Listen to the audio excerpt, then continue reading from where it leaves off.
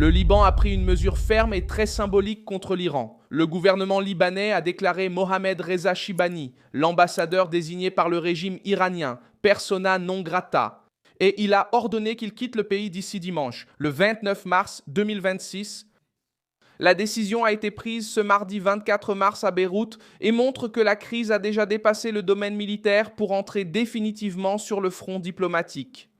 Le point central est simple. Le Liban veut réduire l'influence de l'Iran dans le pays.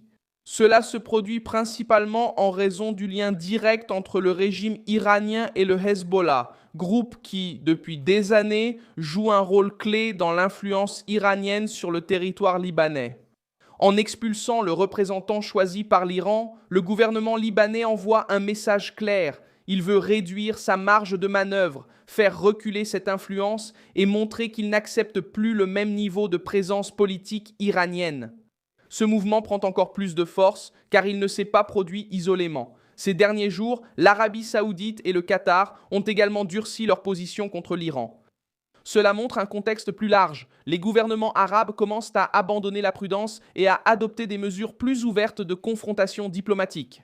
Autrement dit, le Liban n'est pas seul. Il rejoint un front arabe qui hausse le ton contre le régime iranien. En cette période de guerre, de tensions régionales et de crainte d'un dérapage total, le nom de Mohamed Reza Shibani pèse justement pour cette raison. Il ne serait pas simplement un diplomate de plus, il serait le nouveau visage officiel de l'Iran au Liban, l'un des pays les plus importants pour la stratégie régionale iranienne. Lorsque le Liban rejette ce nom, le geste cesse d'être simplement bureaucratique.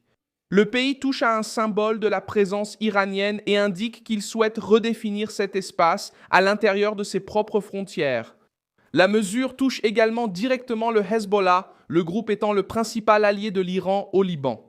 Cela pèse d'autant plus lourd car le Liban traverse une crise et n'observe pas la situation de loin. Le pays fait face à une pression militaire, à la destruction, à l'instabilité interne et au risque d'être encore plus entraîné dans la guerre régionale. Dans ce contexte, expulser l'ambassadeur désigné par l'Iran est une tentative d'affirmer la souveraineté et, en même temps, de montrer au monde non arabe et à l'Occident que le Liban souhaite s'éloigner de l'axe dirigé par l'Iran.